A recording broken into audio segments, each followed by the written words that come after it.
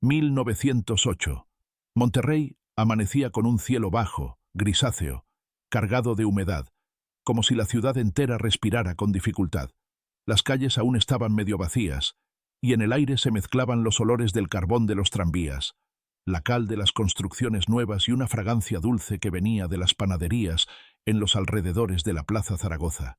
Parecía un día cualquiera, pero bajo esa superficie rutinaria, algo ya había comenzado a agrietarse. Un murmullo, al principio débil, se propagaba con rapidez. Se hablaba de una mujer joven atacada en su propia casa, en el corazón de la ciudad. Nadie sabía con certeza qué había ocurrido, pero lo que se repetía en voz baja, con escalofrío, era la palabra ácido. Las primeras versiones eran confusas. Algunos decían que se trataba de un accidente doméstico, otros que era una riña marital, y no faltaban quienes lo interpretaran como un castigo ejemplar. En las cantinas, los hombres se inclinaban sobre sus vasos de mezcal y aseguraban que la víctima había deshonrado a su esposo. Las mujeres, en cambio, se miraban entre sí en silencio, como si compartieran un secreto que las autoridades jamás reconocerían. Monterrey, a comienzos del siglo XX, era una ciudad que quería parecer moderna, industrial, llena de promesas de progreso. Sin embargo, bajo esa apariencia, las estructuras familiares seguían rígidamente dominadas por la voluntad del marido. Y en ese contexto, un ataque con ácido no se percibía como un acto aislado, sino como la manifestación brutal de un orden oculto. Los registros oficiales señalan que el 17 de marzo de ese año, alrededor de las 6 de la tarde, en una casona de la calle Morelos, se produjo un incidente que alteraría la percepción de seguridad en la ciudad. Los informes de la policía, escritos con caligrafía precisa, describen únicamente una agresión con sustancia corrosiva. Esa frialdad burocrática contrasta con el horror que transmiten los testimonios recogidos esa misma noche. Una vecina declaró: «Se escuchó un grito tan desgarrador que me heló la sangre. Corrimos, pero ya no había nada que hacer. La vimos correr hacia la calle con la piel ardiendo, como si se derritiera en vida». Las palabras quedaron registradas en un sumario olvidado, pero todavía resuenan como un eco que no se apaga.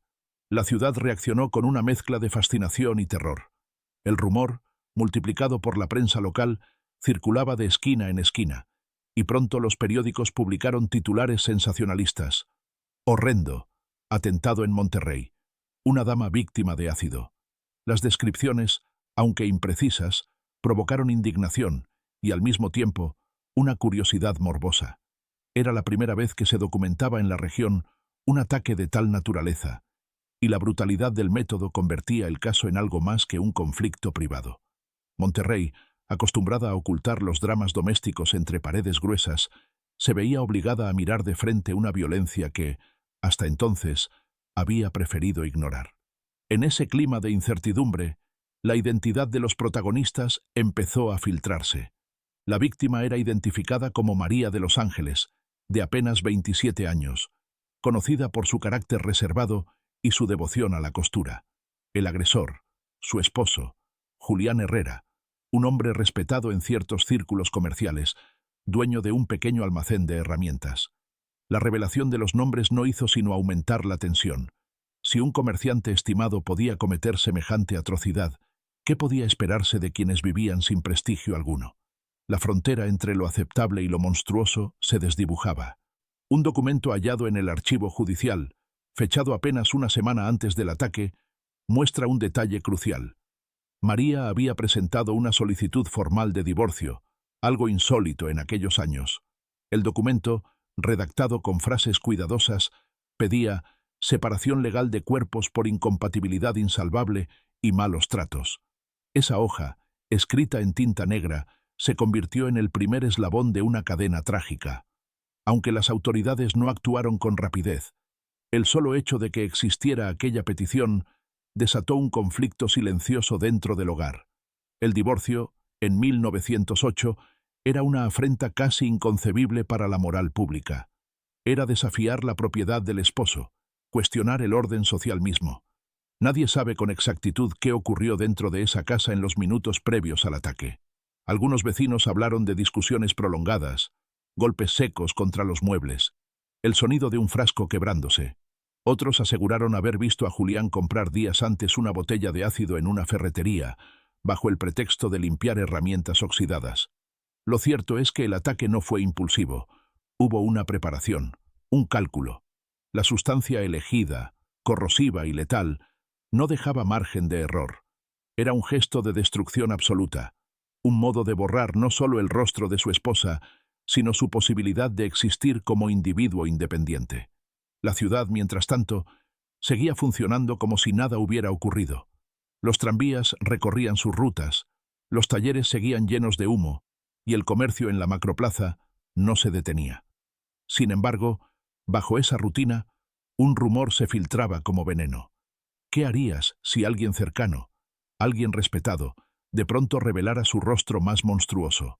Esa pregunta se repetía, aunque nadie se atreviera a pronunciarla en público. La agresión había dejado de ser un hecho privado para transformarse en símbolo de un malestar más profundo. Monterrey, a comienzos del siglo XX, descubría que la modernidad no era incompatible con el horror. Entre los documentos que sobrevivieron, uno de los más reveladores es un informe policial firmado por el inspector Salazar. El individuo Herrera fue hallado en estado de conmoción, sentado en una silla, con los brazos manchados de líquido corrosivo. No opuso resistencia. Solo repitió varias veces: «Ella me lo pidió. Ella quería irse». Esa frase, seca y repetida como un mantra, marcó la investigación desde el inicio. No era solo la justificación de un crimen. Era la síntesis de una época que prefería ver la voluntad femenina como una provocación imperdonable. El caso apenas comenzaba, y lo que parecía un incidente aislado pronto se transformaría en una historia mucho más compleja, donde se cruzaban silencios cómplices, archivos enterrados y voces que nunca lograron hacerse escuchar. La agresión con ácido no solo desfiguró a una mujer, abrió una herida que la ciudad intentaría ocultar durante generaciones.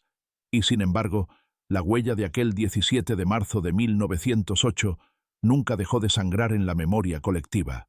La casa de la calle Morelos permanecía sellada por la policía, pero los rumores atravesaban sus paredes con más eficacia que cualquier investigación oficial. Los vecinos, reunidos en corrillos nocturnos, hablaban de las discusiones que precedieron a la tragedia. Una mujer relató haber visto a María salir varias veces con el rostro marcado por lágrimas, mientras que otra afirmó que los gritos se escuchaban hasta altas horas de la madrugada.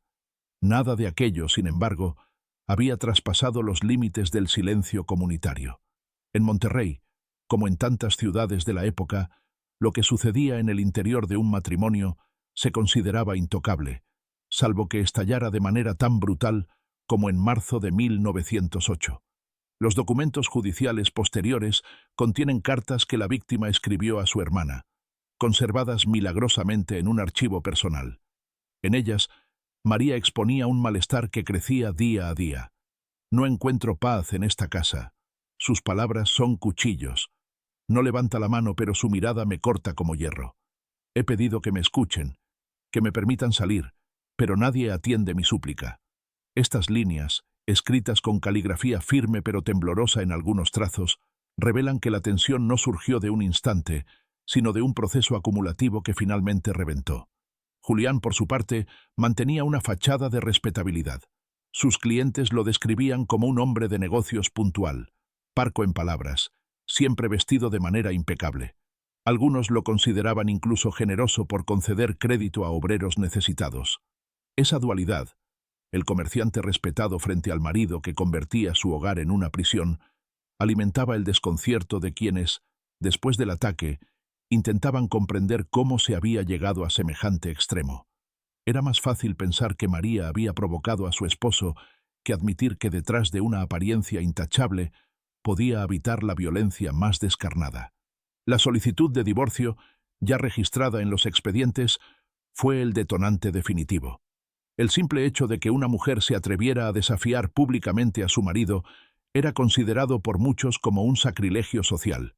La ciudad aún respiraba bajo la influencia de códigos no escritos. El hombre era el dueño del hogar, y la esposa debía obedecer. En ese contexto, la petición de María fue vista por Julián no como un derecho legal, sino como una traición intolerable. El divorcio, aunque previsto en ciertos artículos del Código Civil de la época, rara vez se concedía, y casi nunca por motivos de maltrato. La ley existía, pero su aplicación estaba destinada a permanecer dormida. Testimonios orales recabados décadas después dan cuenta de la atmósfera sofocante que reinaba en ese hogar. Una sobrina de María, entrevistada ya en los años 30, recordaba: «Ella me decía que el aire se volvía espeso en esa casa. Todo lo que hacía parecía ser motivo de enojo. A veces, cuando la visitaba, la veía caminar de un lado a otro, como si buscara una salida que no existía». Este recuerdo, cargado de imágenes casi claustrofóbicas, muestra hasta qué punto la vida cotidiana de la víctima estaba marcada por un estado de asfixia emocional. Los vecinos comenzaron a atar cabos. Recordaban haber visto a Julián comprando sustancias químicas, supuestamente para el mantenimiento de su almacén. También rememoraban escenas menores, casi triviales: discusiones por dinero, comentarios hirientes en público, el gesto brusco con que él le arrebataba las llaves de la casa. Detalles que parecían insignificantes en su momento, pero que, después del ataque, adquirieron un nuevo significado. Era como si la ciudad entera hubiera participado de un silencio cómplice, mirando sin ver, escuchando sin oír, aceptando sin cuestionar. El conflicto no se limitaba a la pareja. La familia de María había intentado intervenir, aconsejando paciencia, resignación. Un mal carácter se corrige con tiempo, decían, como si la violencia fuera una lluvia pasajera que se disiparía por sí sola. La propia madre de María llegó a escribirle una carta en la que le pedía reconsiderar la idea del divorcio. «No manches el honor de la familia. Aguanta, hija, que así se conserva el matrimonio». Esa carta, rescatada de los archivos, muestra la presión social que pesaba sobre la víctima, empujándola a permanecer en un círculo del que no podía escapar. La narrativa del matrimonio roto se fue consolidando con cada nuevo testimonio. La policía, en sus informes iniciales, registraba contradicciones. Algunos vecinos decían que Julián parecía calmo. Otros lo describían como un hombre que perdía el control con facilidad. Los periódicos comenzaron a construir la imagen de una esposa rebelde y un marido celoso, encajando el suceso en un molde narrativo que, lejos de condenar al agresor, justificaba parcialmente su acto. Ese discurso mediático se extendió rápidamente y pronto gran parte de la opinión pública se debatía entre la compasión por la víctima y la indulgencia hacia el victimario. El matrimonio roto se convirtió así en el espejo de una sociedad fracturada. La agresión con ácido no fue producto de un arrebato repentino, sino el desenlace de una cadena de tensiones ignoradas, de advertencias no escuchadas, de señales despreciadas. Cada carta, cada lágrima, cada discusión en voz baja era un aviso, pero nadie quiso verlo. El resultado fue una tragedia que dejó marcas imborrables, no solo en el rostro de María, sino en la conciencia colectiva de Monterrey. Lo que comenzó como un conflicto íntimo, pronto se transformaría en un caso emblemático, arrastrando a jueces, periodistas y multitudes a una historia que, aún hoy, sigue abierta como una herida. El expediente judicial fechado el 10 de marzo de 1908 conserva la huella de un acto que, aunque administrativo, resonó con fuerza en la vida íntima de María: la petición de divorcio. En aquellas páginas amarillentas se lee una solicitud breve, escrita por un abogado local a su dictado, donde se mencionaban malos tratos continuados, palabras ofensivas y amenazas de mayor daño. La frialdad del documento oculta la intensidad de la decisión. Para una mujer de aquella época, presentar tal petición era exponerse a un estigma social casi irreversible. Sin embargo, María lo hizo, y con ello rompió el silencio que la sociedad esperaba de ella. El acta fue recibida por el juez de lo civil, quien, fiel a las costumbres de la época, archivó el caso en una pila que rara vez se resolvía con rapidez. Las instituciones no estaban diseñadas para proteger a la esposa que quería liberarse, sino para sostener la apariencia de estabilidad en el hogar. Entre las notas marginales del expediente se encuentra la frase: «Se cita al esposo para audiencia en fecha próxima, salvo conciliación previa». Esa palabra, conciliación, era el código para devolver a la mujer a la sumisión, evitando el escándalo público. El sistema no estaba de su lado. Las cartas privadas, escritas casi en paralelo a la solicitud, muestran un contraste desgarrador. En un papel fechado el 12 de marzo, apenas 5 días antes del ataque, María escribió a una amiga de infancia: «Me siento en el límite de mis fuerzas. Si me quedo, me destruye. Si me voy, me condenan. No encuentro salida, salvo confiar en la justicia, aunque sé que quizá nunca llegue». Estas líneas no estaban destinadas a ser públicas, pero revelan la magnitud de la presión psicológica que pesaba sobre ella. Es en esas palabras íntimas donde la tragedia adquiere su verdadera dimensión humana. Julián, al enterarse de la petición, reaccionó con furia. Los testimonios de los vecinos hablan de discusiones más violentas en los días posteriores. Algunos relatan que lo oyeron romper objetos en la casa, lanzar improperios que resonaban hasta la calle. «No me humillarás», gritaba, según un carpintero que vivía al lado. Esa frase resume el núcleo de su reacción. La petición de divorcio no era solo un trámite legal, era un desafío directo a su autoridad como esposo y como hombre. La humillación pública era para él un destino peor que cualquier pérdida material. La prensa, siempre atenta a lo que podía convertirse en noticia, se enteró de la solicitud por filtraciones en los juzgados. Un periódico menor publicó una breve nota: «Una dama de buena familia ha solicitado separación, alegando maltrato. El asunto se resolverá en breve». No se mencionaban nombres, pero la ciudad pequeña pronto dedujo de quién se trataba. El rumor se propagó como pólvora. Monterrey comenzaba a mirar ese matrimonio como espectáculo, anticipando un desenlace que nadie imaginaba tan brutal. La palabra divorcio era en sí misma un escándalo, capaz de desatar la curiosidad morbosa de toda la comunidad. El trasfondo cultural explica la violencia con la que Julián respondió. En 1908, el Código Civil aún arrastraba resabios coloniales. El marido tenía la potestad de decidir sobre los bienes, la residencia y hasta las amistades de la esposa. Romper con ese marco era desafiar siglos de costumbre. Para María, la petición significaba una esperanza. Para Julián, un ultraje. Y entre esos dos polos se tensó el destino de ambos. El expediente, aunque escueto, es hoy la pieza clave para entender que lo ocurrido no fue un arrebato repentino, sino el resultado de un proceso largo, incubado bajo la apariencia de normalidad. En los archivos judiciales aparece también un informe redactado por un secretario, donde se consignan las palabras de Julián en una audiencia preliminar. «Mi esposa está confundida, influenciada por terceros. No hay motivo real para la separación. Es asunto de honra, no de justicia». Esa declaración, escrita con la impersonalidad propia del acta, muestra hasta qué punto la noción de honra pesaba más que la integridad de la mujer. El honor masculino se defendía con argumentos que, en la práctica, anulaban cualquier intento de autonomía femenina. Algunos historiadores posteriores señalaron que la petición de divorcio fue una chispa en un terreno saturado de pólvora. Monterrey, en pleno proceso de industrialización, era una ciudad donde las mujeres empezaban a trabajar en fábricas, a ganar modestos salarios, a reclamar una voz. El gesto de María se inscribe en ese contexto de transformación. No fue solo un acto individual. Representó, aunque ella quizá no lo supiera, el eco de un cambio social incipiente. Y como todo cambio, provocó resistencias feroces. Julián, con su ataque, no solo buscaba castigarla a ella, sino frenar la posibilidad de que otras siguieran su ejemplo. El documento de divorcio, tan breve y frío, se convirtió en pieza de acusación y de condena. Para la defensa, era la prueba de que María había provocado el desenlace. Para quienes buscaban justicia, era la evidencia de que ella había intentado salvarse y fue ignorada. Entre esas dos interpretaciones se debatió el caso en los meses siguientes.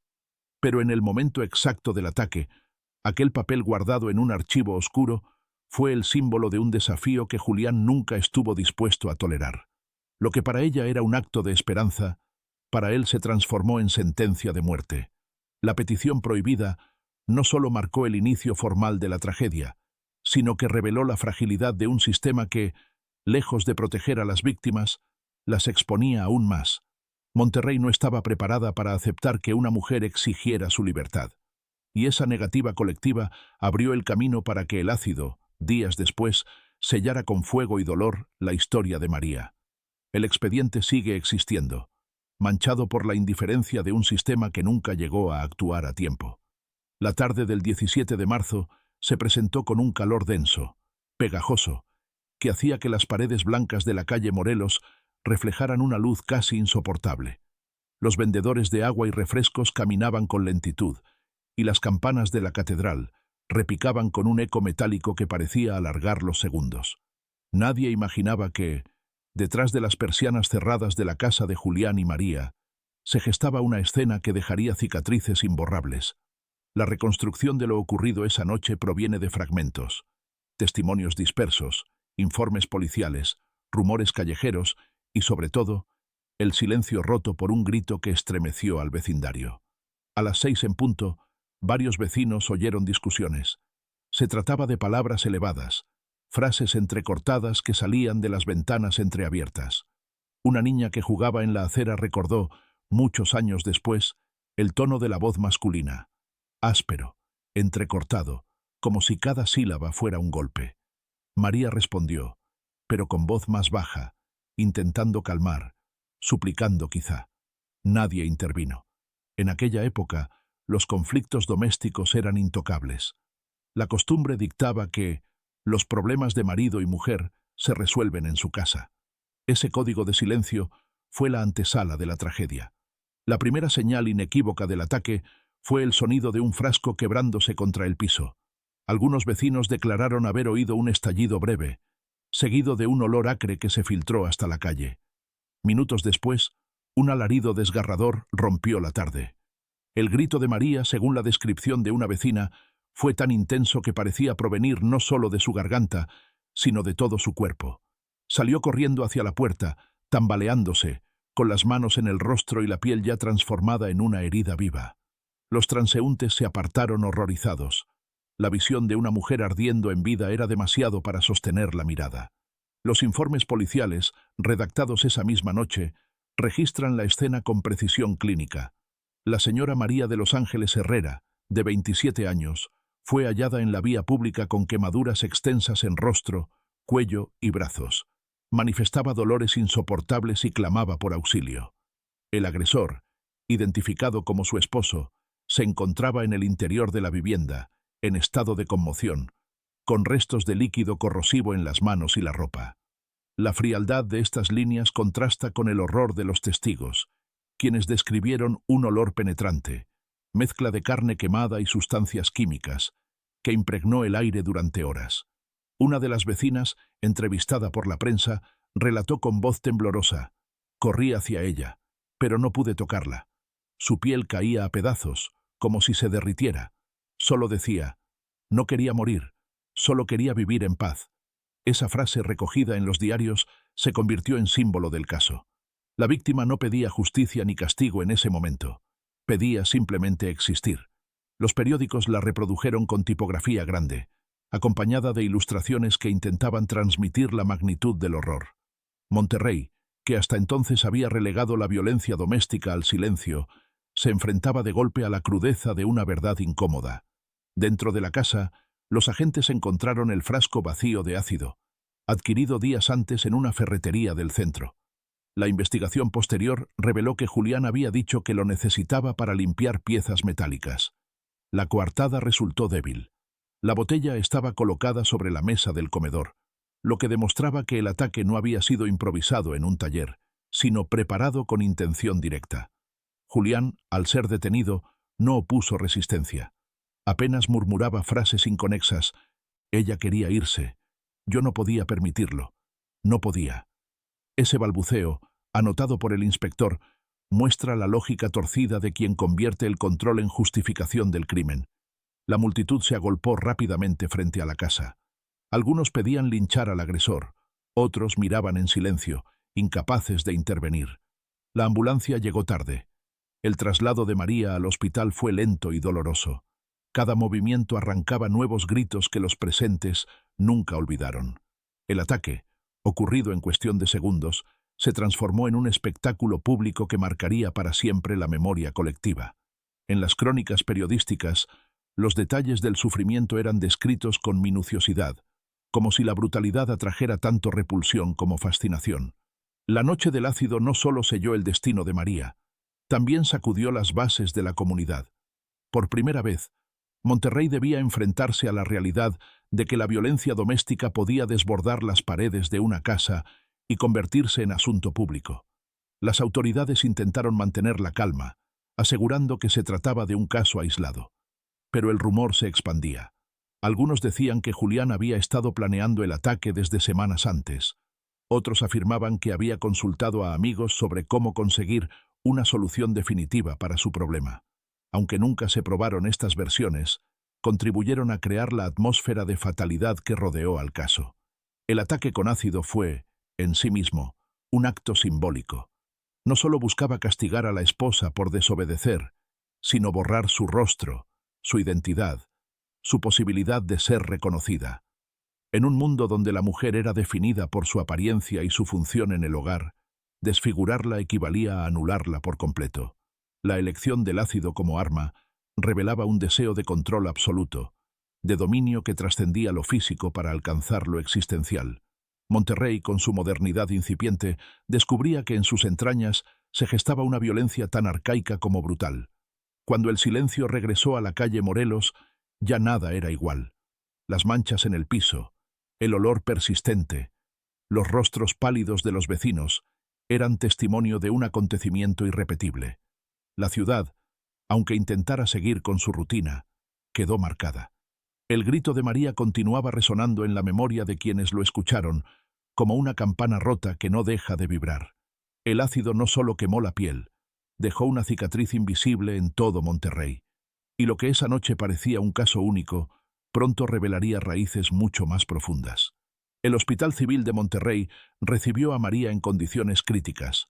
Los médicos de guardia, acostumbrados a tratar heridas de fábrica o accidentes con maquinaria, se encontraron frente a un cuadro que superaba cualquier precedente. El informe clínico, redactado esa misma noche, señalaba: la paciente presenta quemaduras de tercer grado en más del 60% de la superficie corporal, especialmente en rostro, cuello y brazos. Estado de shock. Pronóstico reservado. La frialdad del documento apenas sugiere la brutalidad de lo que enfrentaban. Los enfermeros, según relatos posteriores, no podían contener las náuseas ante el olor penetrante de carne descompuesta por la corrosión. La sala en la que la ingresaron era pequeña, con paredes encaladas y una única ventana que dejaba entrar un aire sofocante. El contacto del ácido había dejado la piel oscura, quebrada, desprendiéndose en pedazos. El dolor era tan intenso que, aún bajo sedantes, los gemidos de María resonaban por los pasillos. Una enfermera anotó en su cuaderno personal: nunca había visto tanto sufrimiento en un cuerpo. Sus ojos, hinchados, intentaban buscar los míos, como suplicando que no la dejáramos sola. Ese testimonio, conservado por azar, aporta la dimensión humana que los informes oficiales prefirieron omitir. La familia acudió con premura. La madre, al verla, se desmayó en el corredor. El padre, rígido, apenas alcanzó a murmurar que todo era voluntad de Dios. Los hermanos lloraban en silencio, incapaces de conciliar la imagen de la mujer que habían conocido con aquella figura irreconocible. Para ellos, el cuerpo de María se convirtió en evidencia viviente de un crimen que la sociedad intentaría relativizar. Cada vendaje, cada limpieza de heridas, era una repetición del horror inicial, como si el ataque se renovara a diario. El parte médico de la mañana siguiente describía complicaciones crecientes: infecciones en la piel, dificultades respiratorias debido a la inhalación de vapores corrosivos, fiebre constante. Los doctores discutían entre sí, buscando procedimientos que apenas existían en la medicina de la época. El ácido había penetrado más allá de la epidermis, dañando tejidos internos, comprometiendo órganos. La lucha por mantenerla con vida era titánica, y los recursos hospitalarios, escasos. Monterrey carecía de infraestructura adecuada para un caso tan devastador. El cuerpo como evidencia adquirió un valor doble. Para los médicos, era un desafío clínico. Para los jueces, una prueba irrefutable del crimen. Las visitas de autoridades al hospital eran frecuentes. Anotaban fríamente las descripciones de las heridas, fotografiaban a la víctima sin preguntar, buscaban documentar el caso como si fuera un objeto de estudio. María, reducida a evidencia, se convertía en pieza procesal más que en persona. Su dolor, sin embargo, escapaba a cualquier descripción. Los gemidos nocturnos se escuchaban desde las salas contiguas, perturbando el descanso de otros enfermos y del personal. Los testimonios de familiares y visitantes complementan ese panorama. Una prima que la acompañó en los primeros días escribió más tarde: cada vez que le cambiaban los vendajes, ella gritaba como si volviera a arder, pero también hablaba. Decía que no entendía cómo podía seguir viva, que todo en su cuerpo pedía descanso, y sin embargo, pedía también que no dejáramos que él quedara impune. Esa mezcla de resignación y deseo de justicia es uno de los pocos rastros directos de su voz que perduran. El impacto del caso alcanzó incluso a quienes no conocían a la víctima. Algunos periódicos locales publicaron descripciones detalladas del estado físico de María, provocando indignación en ciertos sectores y fascinación morbosa en otros. Las ilustraciones mostraban siluetas femeninas envueltas en vendas, con titulares como «El rostro perdido por la desobediencia». La crueldad de la prensa amplificaba el sufrimiento, lo transformaba en espectáculo. Cada detalle del cuerpo herido circulaba como mercancía, convirtiendo el dolor en material de consumo público. Mientras tanto, Julián permanecía detenido, custodiado en una celda oscura. La defensa intentaba argumentar que el ataque había sido un accidente, que el frasco de ácido se volcó en medio de una discusión. Pero el cuerpo de María contradecía esas versiones. La distribución de las quemaduras demostraba una agresión directa, calculada. No había posibilidad de duda.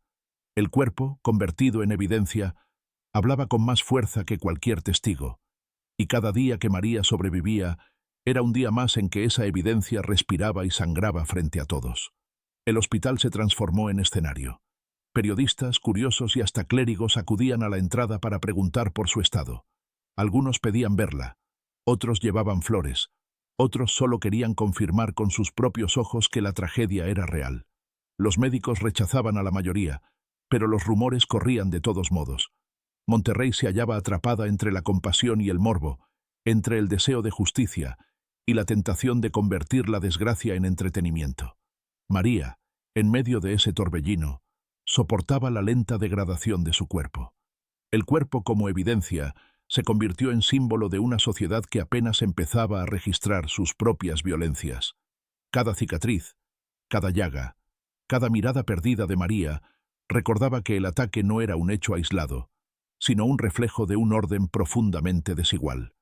El hospital, con sus paredes encaladas y pasillos silenciosos, fue testigo de un sufrimiento que trascendía lo individual. Y mientras los médicos luchaban por prolongar su vida, la ciudad se preparaba para transformar ese cuerpo herido en campo de batalla judicial y mediático. El 20 de marzo, apenas 3 días después del ataque, se celebró la primera audiencia preliminar en el juzgado de Monterrey. Julián Herrera fue conducido al recinto con esposas en las muñecas, escoltado por 2 guardias que parecían más incómodos que estrictos.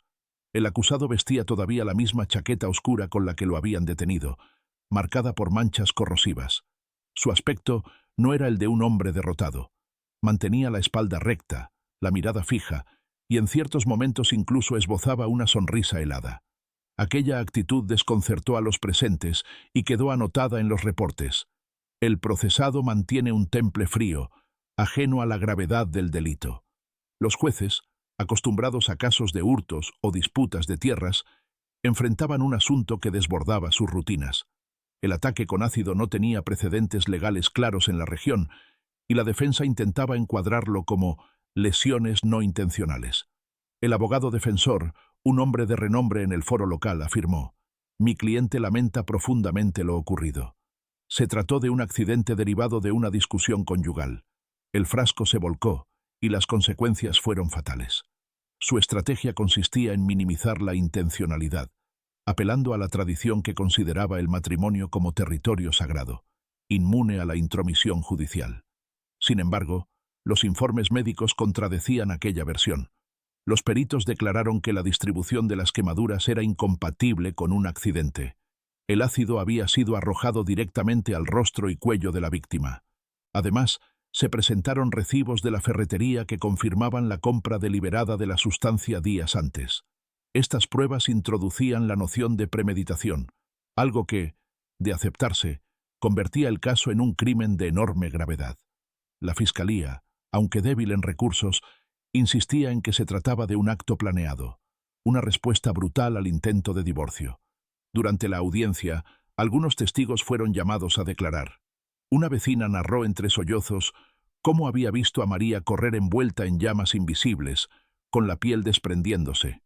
Otro testigo mencionó que Julián había dicho en más de una ocasión: «Si ella me abandona, no será para otro hombre». Estas declaraciones estremecieron al público, pero los jueces, en su tono burocrático, las registraban con indiferencia. El lenguaje judicial parecía incapaz de transmitir la magnitud del dolor. El contraste entre las lágrimas de los testigos y la frialdad de las actas alimentaba la sensación de injusticia inminente. La defensa intentó desacreditar a la víctima, sugiriendo que su petición de divorcio era prueba de inestabilidad emocional. Incluso se insinuó que había provocado a su esposo con actitudes irrespetuosas. La estrategia no sorprendió.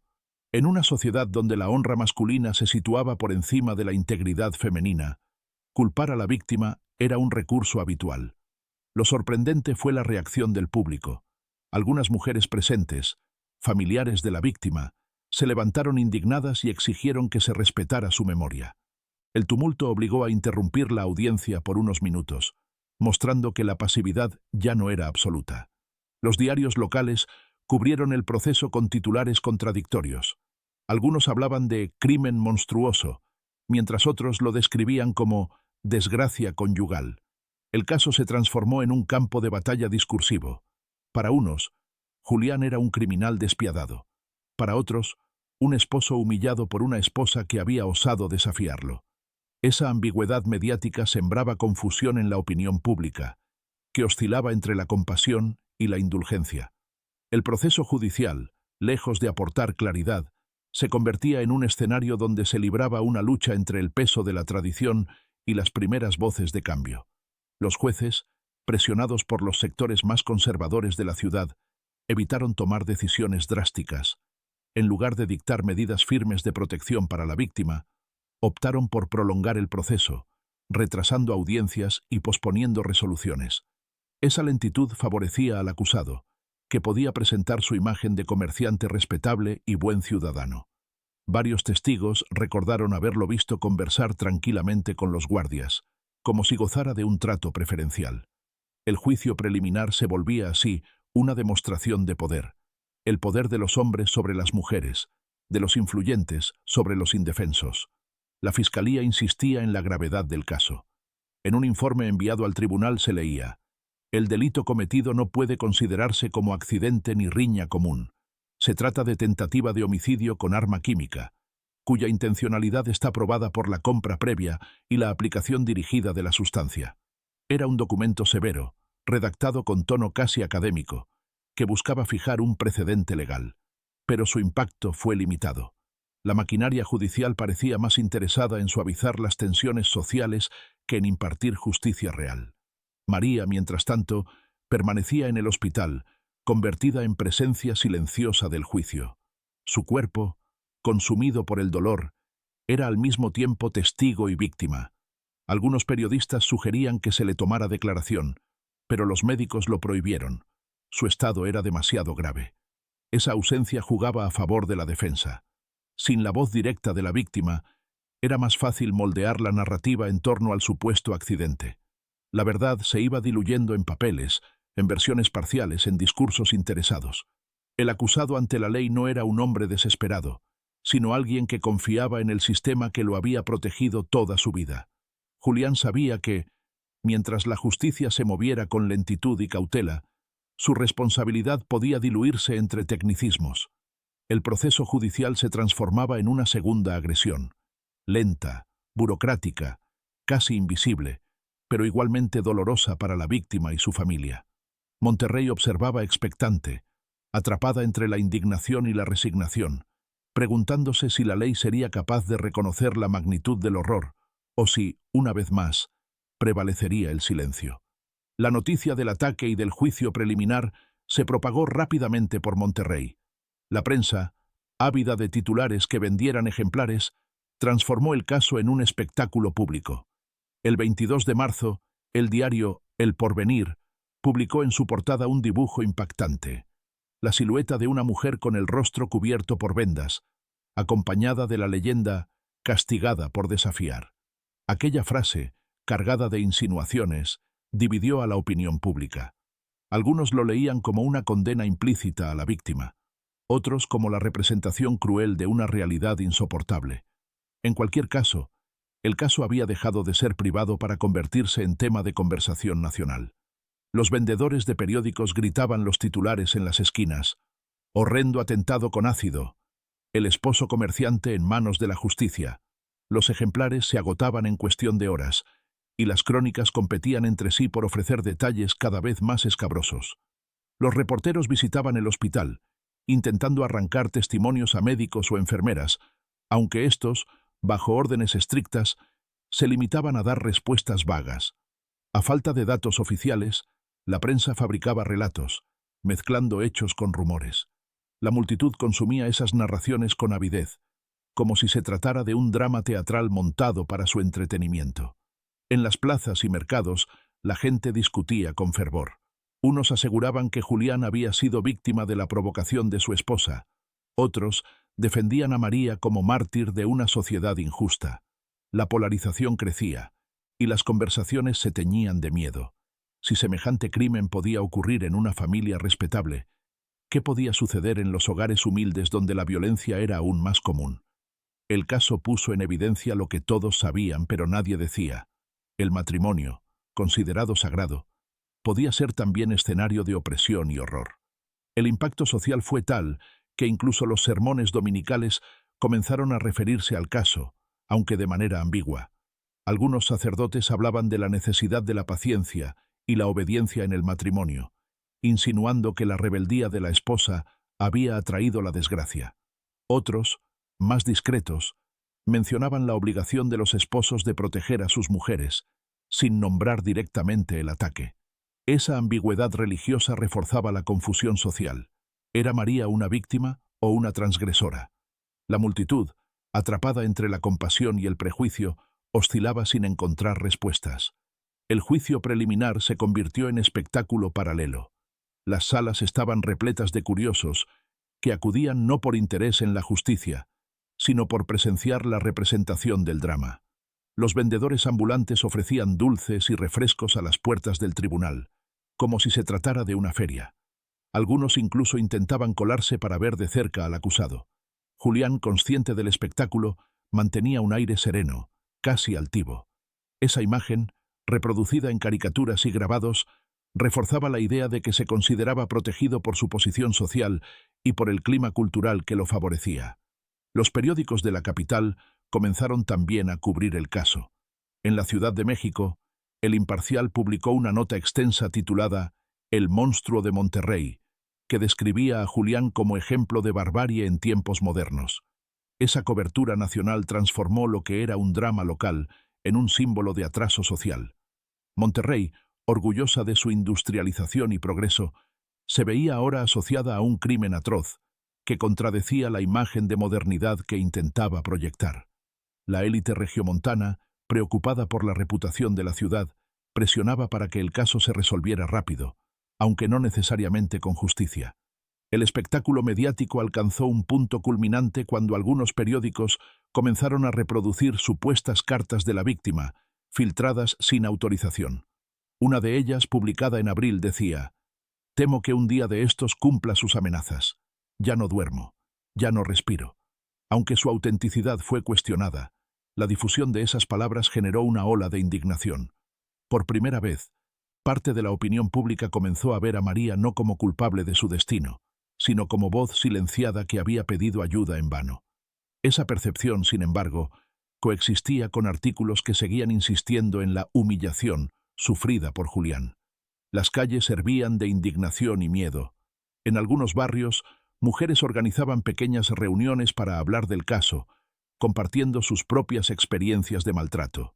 Estos encuentros, discretos y semiclandestinos, eran apenas semillas de lo que décadas después se convertiría en movimientos de resistencia. Para muchas, el cuerpo destrozado de María se convirtió en espejo de su propia vulnerabilidad. Para los hombres, en cambio, Era un recordatorio de que su autoridad podía ser cuestionada y de que, al hacerlo, se abría un campo de tensiones impredecibles. La policía intentaba contener las manifestaciones espontáneas frente al tribunal, pero no siempre lo conseguía. Hubo gritos de «asesino» cuando trasladaban al acusado, y también gritos de «justicia para el hombre honrado» de quienes lo defendían. Esa división social se reflejaba en las páginas de los diarios y en las conversaciones familiares. Monterrey estaba fracturada. El caso había abierto una grieta imposible de cerrar, mostrando que la violencia doméstica no era un secreto aislado, sino una herida colectiva que sangraba a la vista de todos. La prensa y la multitud transformaron el crimen en mito social. Cada día que pasaba, el relato se deformaba un poco más, pero en su núcleo permanecía la imagen de una mujer quemada por pedir libertad y de un hombre convertido en monstruo o mártir, según el punto de vista. Esa ambivalencia sería decisiva para lo que vendría después. Un juicio cargado de contradicciones y un fallo final que, lejos de cerrar la herida, la abriría aún más. En la penumbra de la sala del hospital, María comenzó a escribir cartas.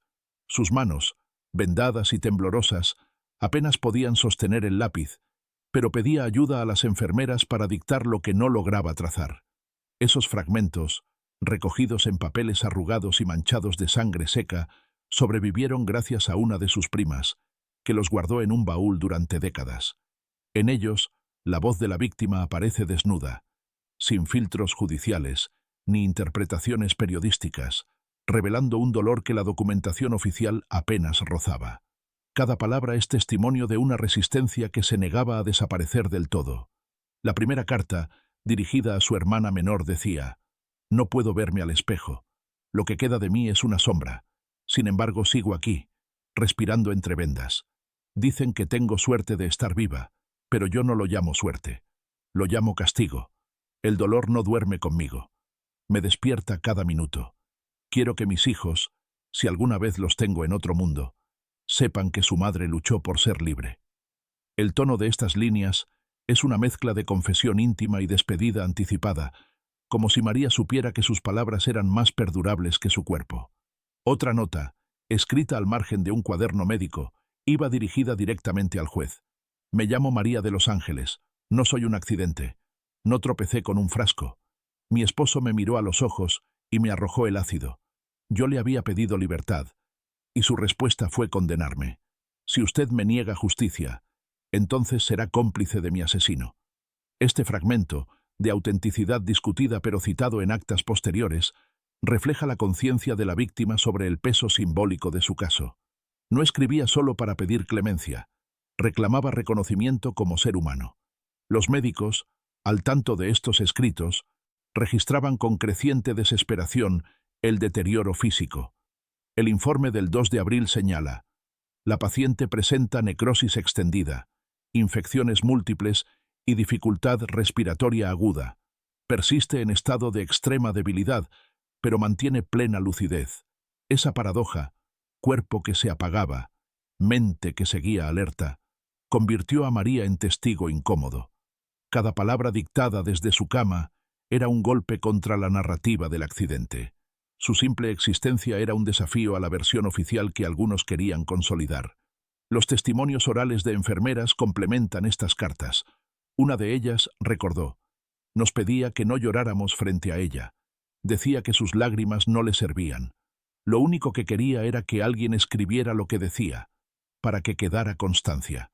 Esa obsesión por dejar registro, por no ser borrada, es lo que dota de fuerza a estos fragmentos.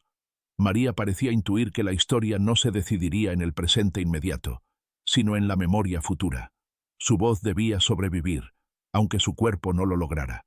Los periódicos, al enterarse de la existencia de estas cartas, comenzaron a exigir acceso. Algunos las publicaron parcialmente, adornándolas con frases inventadas. El resultado fue doble. Por un lado, amplificaron la indignación de ciertos sectores.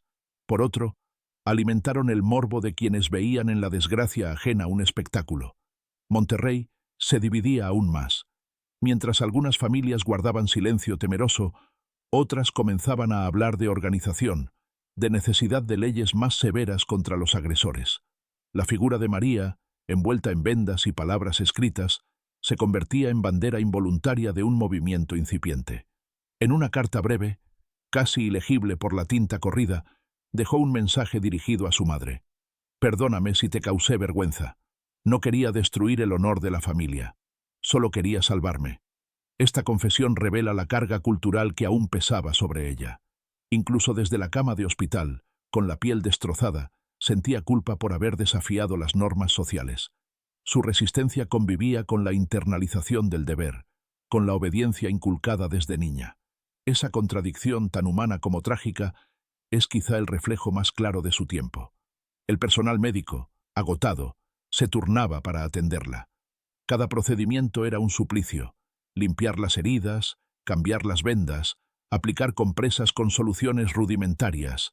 María gritaba, pero después pedía disculpas por su dolor. Esa mezcla de dignidad y sufrimiento conmovía incluso a los más endurecidos.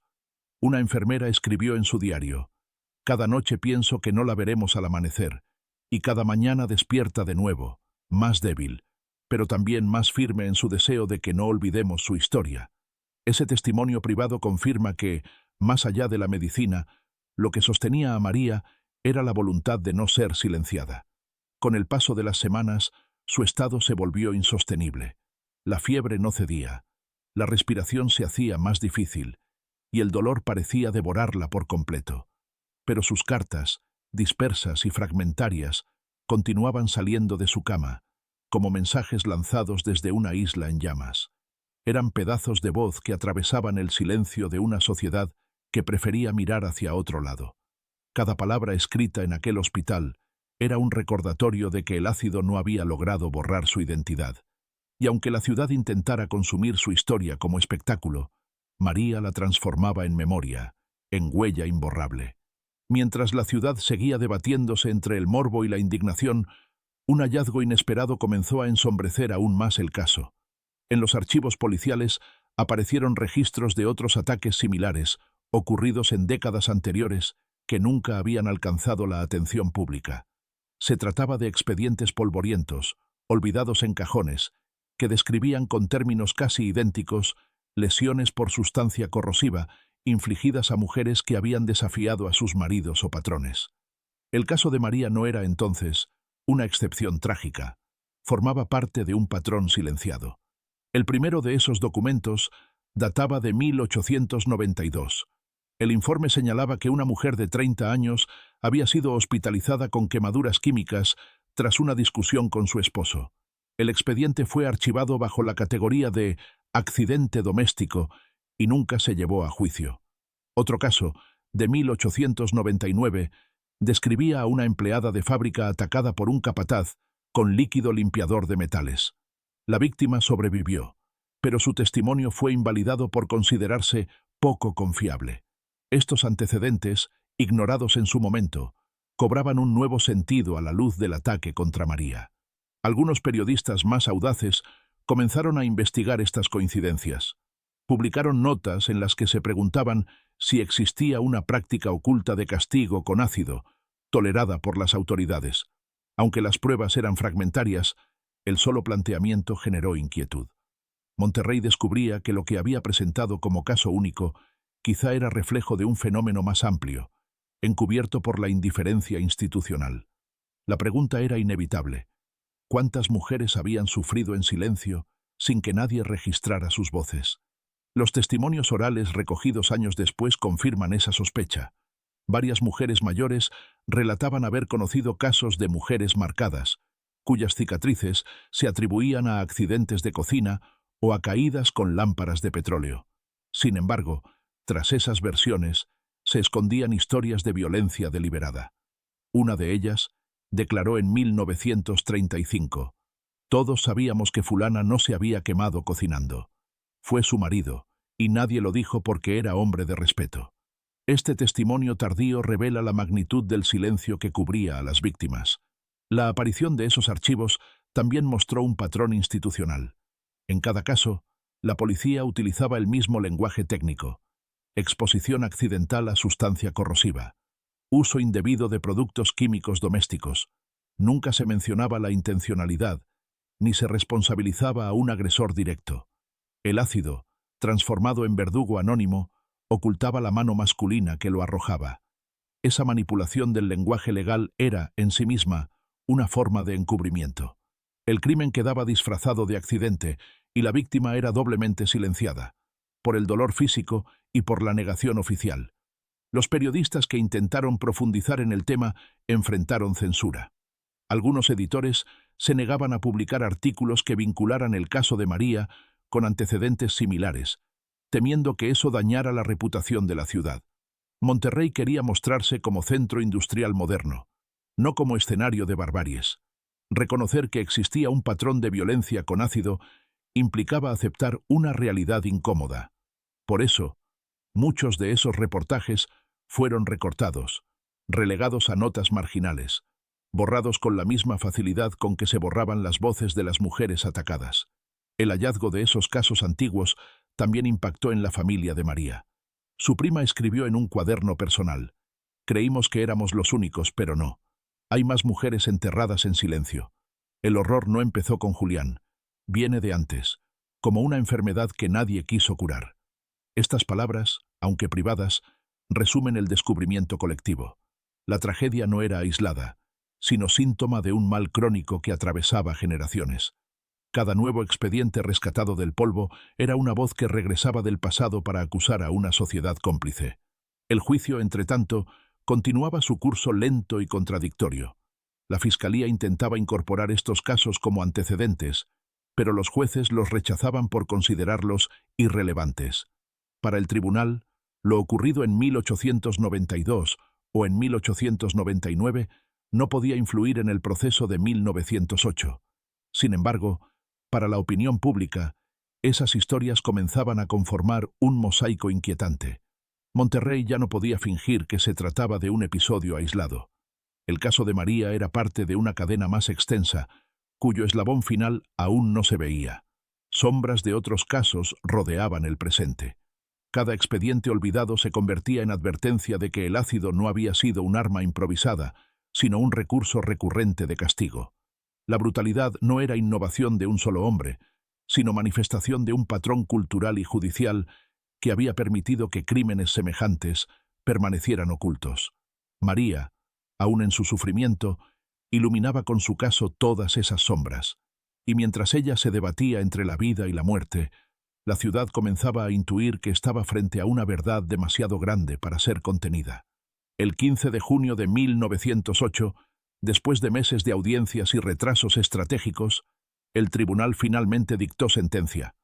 La sala estaba abarrotada. Mujeres con pañuelos en la cabeza, obreros de las fábricas, comerciantes curiosos y periodistas con libretas aguardaban el veredicto con expectación. El aire era denso, cargado de murmullos y del olor a sudor acumulado. Julián Herrera permanecía sentado, tranquilo, con las manos cruzadas sobre el regazo, como si confiara en un resultado favorable. Su mirada, fija en los jueces, era la de quien esperaba una confirmación, no un castigo. El fallo sorprendió a muchos. El tribunal condenó a Julián a 8 años de prisión por lesiones graves con agravantes, descartando la figura de tentativa de homicidio.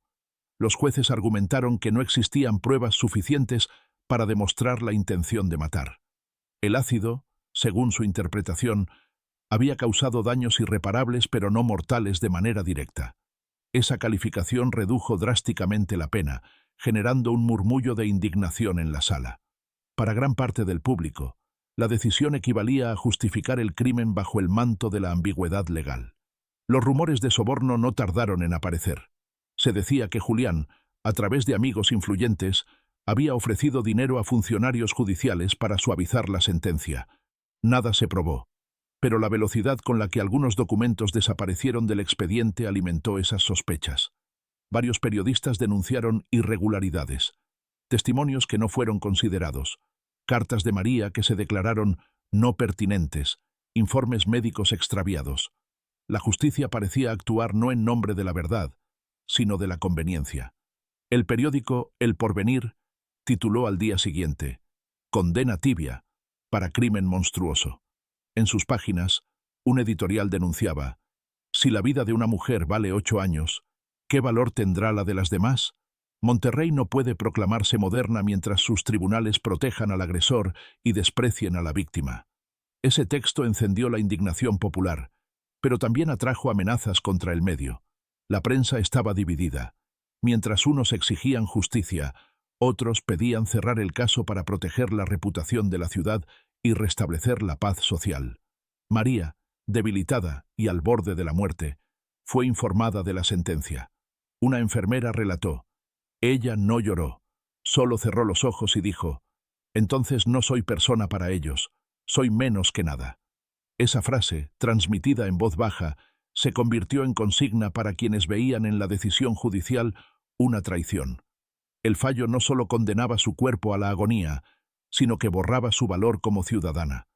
La justicia había decidido que la integridad de una mujer podía negociarse, podía rebajarse a una pena menor, podía desaparecer en el lenguaje técnico de un código legal. La reacción en las calles fue inmediata.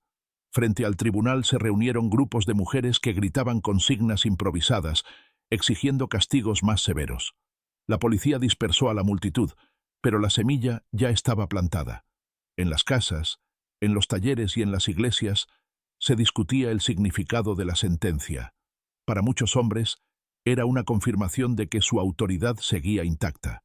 Para muchas mujeres, en cambio, era la prueba de que estaban solas frente a un sistema que nunca las protegería. El fallo final revelaba la fragilidad del orden judicial. Los jueces, al suavizar la condena, buscaban evitar un precedente que pudiera abrir la puerta a futuros reclamos. Temían que reconocer la tentativa de homicidio diera fuerza a otras mujeres que quisieran denunciar maltratos. Al proteger al agresor, protegían en realidad el statu quo, el equilibrio social basado en la subordinación femenina. Esa estrategia legal tenía un costo. La confianza en las instituciones se erosionaba, y la ciudad quedaba marcada por la sospecha. Los rumores de encubrimiento se extendieron más allá de Monterrey.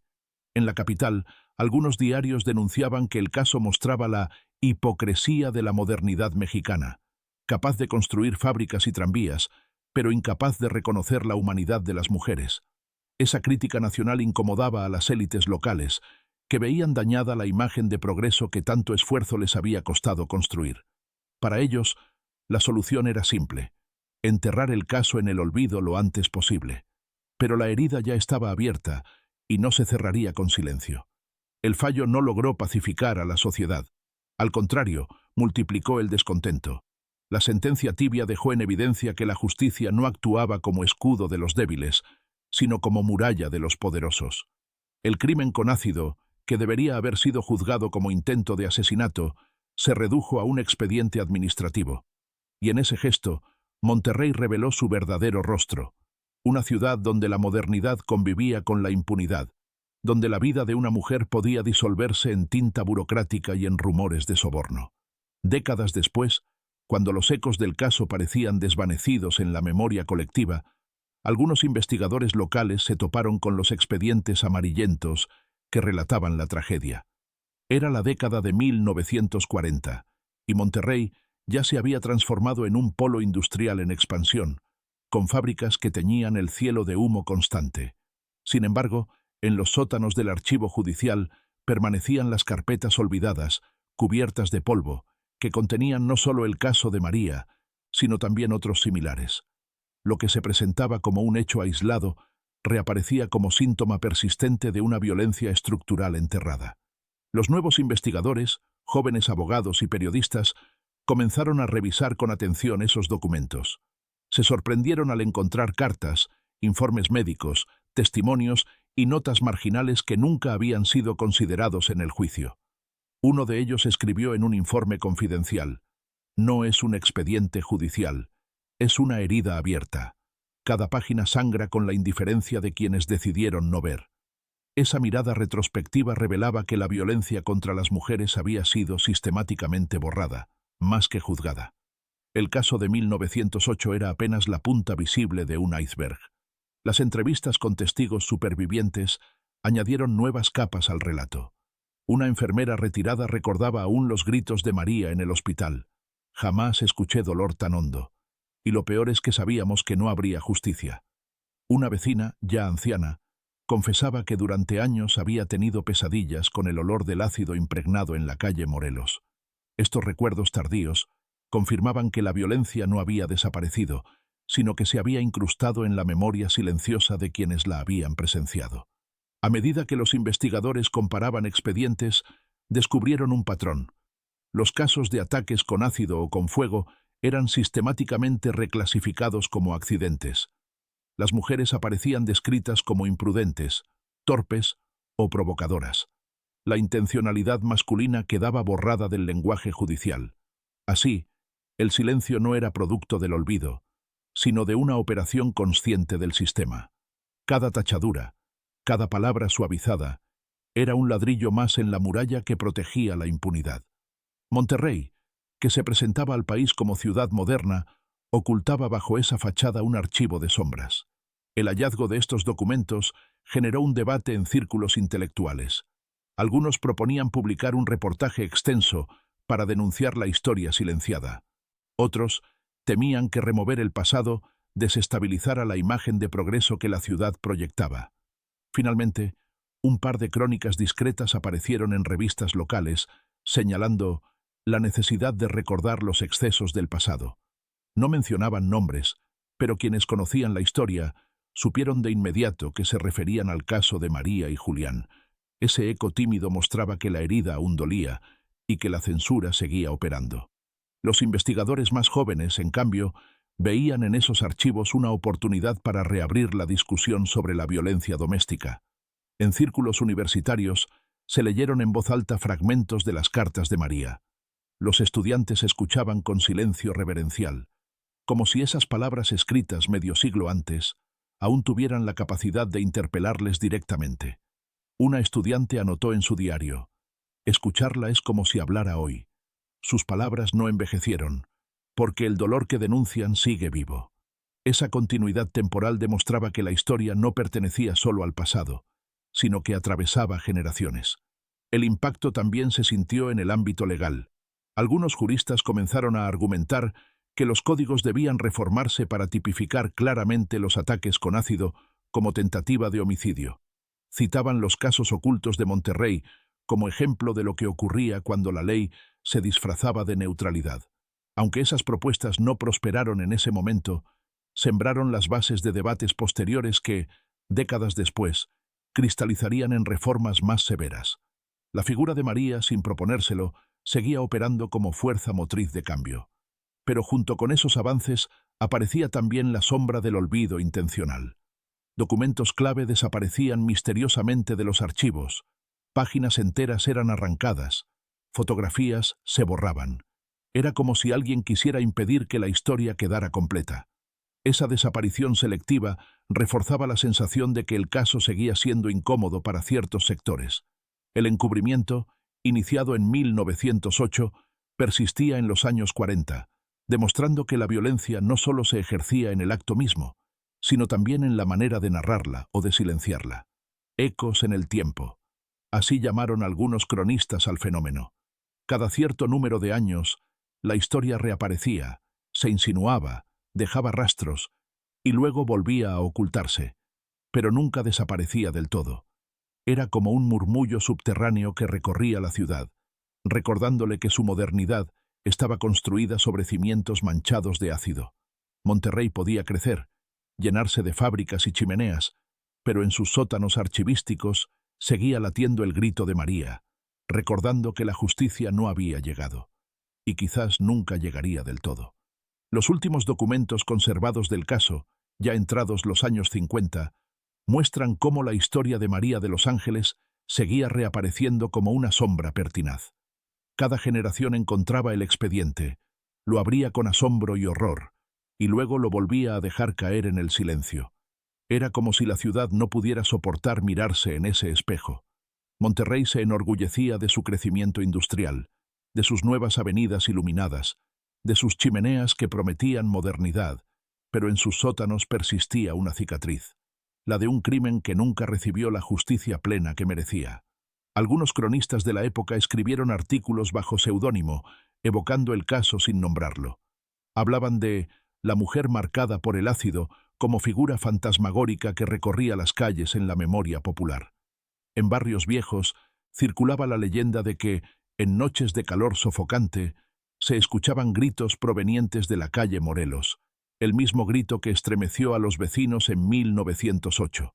Esos relatos orales mantenían viva la historia, aunque disfrazada de mito urbano. La frontera entre documento y leyenda se desdibujaba, reforzando la sensación de que el pasado no había terminado. Las nuevas generaciones de mujeres, al escuchar estas historias, comenzaron a reconocerse en ellas. Aunque las formas de violencia cambiaban, el trasfondo seguía siendo el mismo: la fragilidad de sus derechos, la indiferencia institucional, el peso de un sistema que priorizaba el honor masculino por encima de la integridad femenina. En reuniones discretas, algunas maestras y obreras mencionaban a María como símbolo. No la conocían en persona, pero su nombre se repetía como advertencia y como bandera. El caso, convertido en mito, se transformaba también en semilla de resistencia. El archivo judicial, sin embargo, seguía siendo objeto de manipulaciones. Páginas arrancadas, anotaciones borradas, fotografías desaparecidas. Esa mutilación documental confirmaba que había sectores interesados en mantener la herida oculta. Y, sin embargo, cada intento de borrar la historia terminaba dándole más fuerza. Los fragmentos sobrevivientes, una carta dictada en el hospital, un informe médico frío, un titular de periódico, se unían como piezas dispersas de un rompecabezas imposible de completar. Lo que faltaba alimentaba aún más la imaginación popular. Un investigador de los años 60 escribió en su cuaderno personal: «Lo inquietante no es lo que está, sino lo que falta. La ausencia habla más que la presencia. Este caso sigue abierto porque alguien se empeña en cerrarlo mal». Ese comentario resume la esencia de la historia: un crimen convertido en espejo de la sociedad, siempre a medio narrar, siempre inconcluso. La tragedia de María no se agotaba en su sufrimiento personal, sino que revelaba las grietas de un sistema que aún, medio siglo después, se resistía a cambiar. La figura de Julián también se desdibujó con el tiempo. Tras cumplir su condena reducida, desapareció de los registros. Algunos decían que se trasladó a otra ciudad, otros que murió en la pobreza. No hubo certeza, pero su sombra permanecía como la de un hombre que había recibido castigo tibio y que, sin embargo, se convirtió en símbolo de impunidad. Su nombre, borrado de muchos documentos oficiales, era pronunciado en voz baja, como si todavía provocara miedo. Esa ambigüedad contribuía al carácter inconcluso de la historia. No había cierre, no había redención. El final abierto de esta narración es inevitable, porque la historia de María no concluye en 1908, ni en los años posteriores, ni en las décadas en que su expediente fue rescatado y vuelto a enterrar. Su grito sigue resonando en archivos incompletos, en rumores transmitidos, en miradas que se apartan. Monterrey, al intentar modernizarse, nunca pudo escapar de esa cicatriz. La violencia que devoró a María se convirtió en advertencia perpetua, en recordatorio de que los cimientos de la ciudad guardan secretos corrosivos, tan difíciles de borrar como las marcas del ácido. Y quizá lo más perturbador sea reconocer que su caso no fue único. Los investigadores que encontraron otros expedientes sabían que apenas tocaban la superficie. Historias semejantes, silenciadas, permanecen enterradas en archivos polvorientos o en memorias familiares. ¿Cuántas Marías quedaron en la sombra, sin voz, sin cartas, sin documentos? Nadie lo sabe, pero cada generación que se acerca a estos papeles experimenta la misma certeza: la historia no terminó, no ha terminado, y tal vez nunca termine.